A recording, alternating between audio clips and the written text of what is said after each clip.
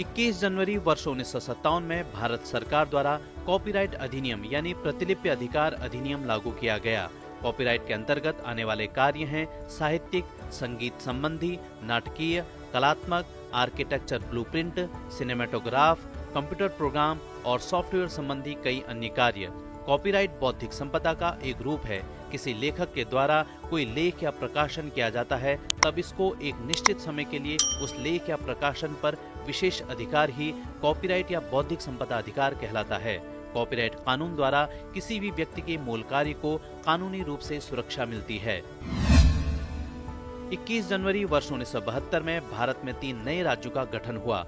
पूर्वोत्तर क्षेत्र पुनर्गठन अधिनियम 1971 के तहत मणिपुर, मेघालय और त्रिपुरा को आज ही के दिन अलग राज्य का दर्जा प्राप्त हुआ। इन तीनों पूर्वोत्तर राज्यों में रंगारंग कार्यक्रमों और विभिन्न आयोजनों के साथ राज्य स्थापना दिवस मनाया जाता है। गौरतलब है कि राजशाही वाले तत्कालीन राज्य त्रिपुरा और मणिपुर का भारत गणराज्य में विलय 1949 में हुआ था। पूर्ण राज्य का दर्जा मिलने से पहले ये केंद्र शासित प्रदेश बने। असम से अलग होने और पूर्ण राज्य का दर्जा प्राप्त होने के बाद मेघालय राज्य का गठन एक स्वायत्त शासी राज्य के रूप में हुआ। 22 जनवरी वर्ष 1892 में ठाकुर रोशन सिंह का जन्म उत्तर प्रदेश के शाहजहांपुर में हुआ। वे भारत के स्वतंत्रता संग्राम के एक क्रांतिवीर थे।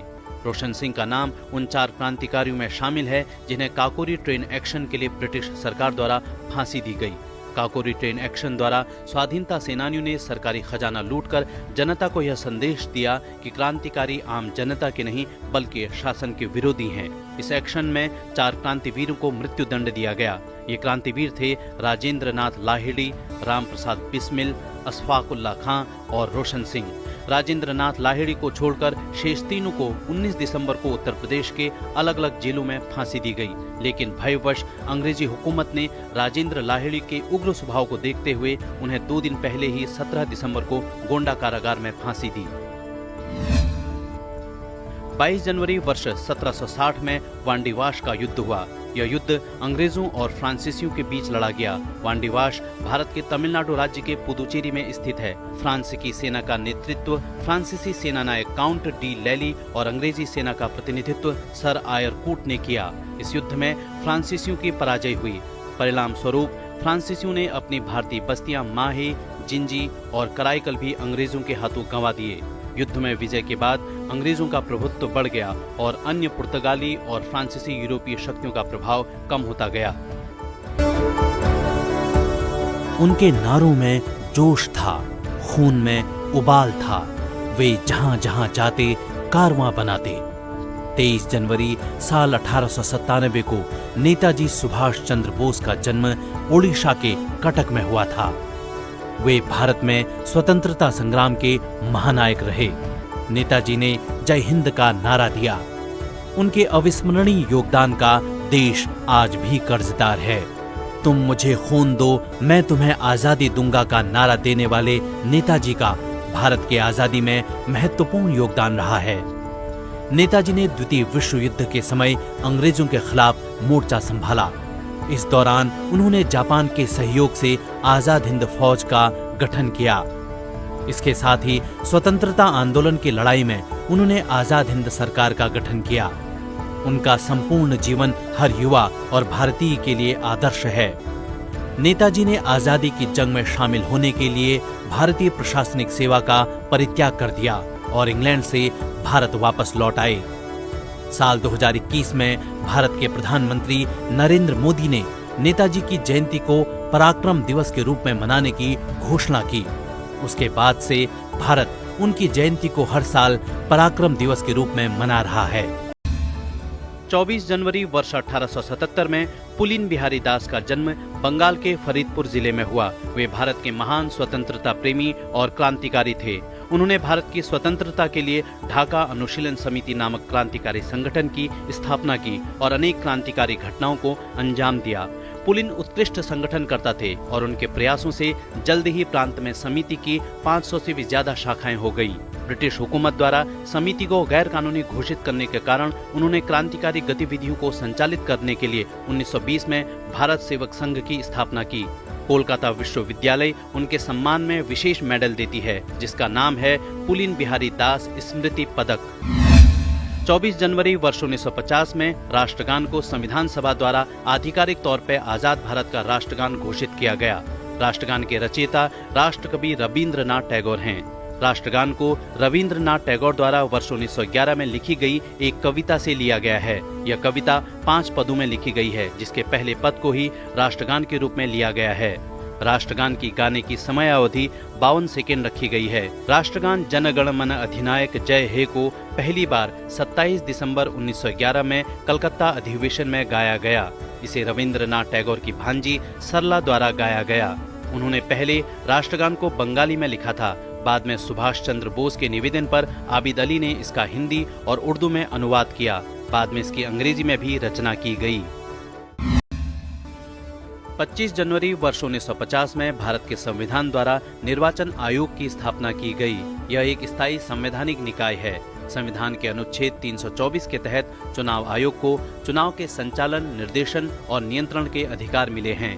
यह आयोग भारत में चुनाव कार्य को निष्पक्ष रूप से संपन्न कराने के लिए उत्तरदायी है। भारत निर्वाचन आयोग एक स्वायत्त संवैधानिक प्राधिकरण है जो भारत में संघ और राज्य निर्वाचन प्रक्रियाओं का संचालन करने के लिए उत्तरदायी है। भारत जैसे सबसे बड़े लोकतंत्र में मतदान के प्रति लोगों को जागरूक करने के लिए आज के दिन को राष्ट्रीय मतदाता दिवस के रूप में मनाया जाता है। 25 जनवरी वर्ष 1971 में हिमाचल प्रदेश राज्य अधिनियम 1971 के अंतर्गत हिमाचल प्रदेश भारत गणराज्य का 18वां राज्य बना। वर्ष 1956 में इसे केंद्र शासित प्रदेश बनाया गया। यह राज्य भारत के उत्तर पश्चिमी क्षेत्र में स्थित है। इसकी राजधानी शिमला है। हिमाचल प्रदेश का शाब्दिक अर्थ बर्फीले पहाड़ों का प्रांत है। वर्ष 1857 तक यह महाराजा रणजीत सिंह के शासन के अधीन पंजाब राज्य का हिस्सा रहा। हिमाचल प्रदेश को देवभूमि भी कहा जाता है। प्राकृतिक छटा से ओतप्रोत धर्मशाला, कुफरी, मनाली, कुल्लू, शिमला समेत कई स्थान यहाँ आने वाले सैलानियों को अपनी ओर आकर्षित करते हैं। 27 जनवरी वर्ष 1880 में थॉमस एल्वा एडिसन को उनके गर्मागर्म प्रकाश के लिए पेटेंट दिया गया। 1878 में एडिसन ने बिजली के बल्ब का आविष्कार किया। बिजली के बल्ब से घरेलू उपयोग के लिए बिजली उपलब्ध कराई गई। इसके लिए उन्होंने अमेरिका के न्यूयॉर्क शहर में एडिसन इलेक्ट्रिक लाइट कंपनी बनाई। इस कार्य में जेपी मॉर्गन और स्पेंसर ट्रास्क उनके फाइनेंसर थे। उन्होंने electric power generation, mass communication, sound recording और मोशन पिक्चर के क्षेत्र में कई आविष्कार किए। इनमें फोनोग्राफ, मोशन पिक्चर कैमरा जैसे कई आविष्कार शामिल हैं। 27 जनवरी वर्ष 1967 में अपोलो 1 दुर्घटनाग्रस्त हुआ। इस अभियान में 3 अंतरिक्ष यात्रियों ग्रस ग्रिसम, एड वाइट और रोजर बी चैफी की मृत्यु हुई। यह सैटर्न 1B रॉकेट से प्रक्षेपित होने वाला अमेरिका का पहला अपोलो अभियान था, जो कि चंद्रमा पर मानव के पहले कदम के लिए एक मील का पत्थर साबित होने वाला था। AS-204 नाम का यान अपोलो 1 कैप्सूल को पृथ्वी की कक्षा में स्थापित करने वाला था। इस अभियान का लक्ष्य था प्रक्षेपण प्रक्रिया की जांच, भूमि केंद्र द्वारा यान नियंत्रण की जांच करना। इस यान को 21 फरवरी 1967 में प्रक्षेपित किया जाना था। 29 जनवरी वर्ष 1996 में फ्रांस के राष्ट्रपति जैक शिराक ने घोषणा की थी कि फ्रांस अब और परमाणु हथियारों का परीक्षण नहीं करेगा। वर्ष 1995 के जून महीने में फ्रांस ने घोषणा की थी कि वो परमाणु परीक्षणों को फिर से बहाल करेगा। फ्रांस की इस घोषणा से दुनिया भर में हंगामा हुआ और फ्रांस का विरोध होने लगा। कई जगहों पर फ्रांसीसी उत्पादों पर प्रतिबंध लगा दिए गए। इसी कारण फ्रांस को आज ही के दिन यह घोषणा करनी पड़ी कि वह अब और परमाणु परीक्षण नहीं करेगा। शिराक ने कहा था कि यह परीक्षण देश और आने वाली पीढ़ियों की सुरक्षा के लिए जरूरी था। फ्रांस के इस परमाणु परीक्षण की क्षमता 1,20,000 टन के परंपरागत विस्फोटक के बराबर थी, जो अमेरिका द्वारा जापान के शहर हिरोशिमा पर 1945 में गिराए गए परमाणु बम से 6 गुना ज्यादा थी। 29 जनवरी वर्ष 2002 में अमेरिका के राष्ट्रपति जॉर्ज डब्ल्यू बुश ने राष्ट्र के नाम अपने संदेश में ईरान, इराक, उत्तरी कोरिया को दुनिया में दुष्टता की धुरी करार दिया। अपने पूरे कार्यकाल के दौरान बुश ने इस संज्ञा का इस्तेमाल कई बार किया। अमेरिकी राष्ट्रपति ने आरोप लगाया था कि ये तीनों राष्ट्र आतंकवादियों की मदद कर रहे हैं और महाविनाश के हथियार हासिल करने की कोशिश कर रहे हैं। उन्होंने आरोप लगाया कि इराक की सत्ता एंथ्रेक्स, नर्व गैस और परमाणु हथियारों को हासिल करने के प्रयास करती रहती है। बुश ने अपने संबोधन में इन तीनों देशों को विश्व शांति के लिए खतरा बताया था। भारतीय इतिहास में आज का दिन दुखद है।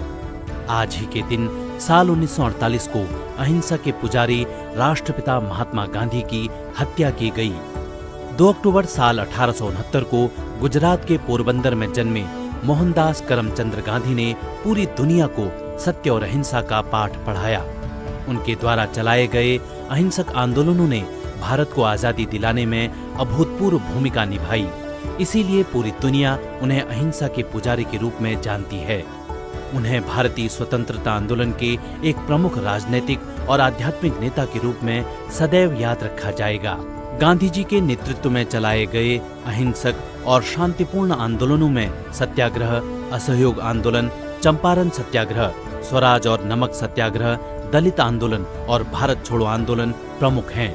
उनके नेतृत्व में अहमदाबाद के साबरमती आश्रम से दांडी मार्च भारतीय स्वतंत्रता आंदोलन का एक महत्वपूर्ण पड़ाव था।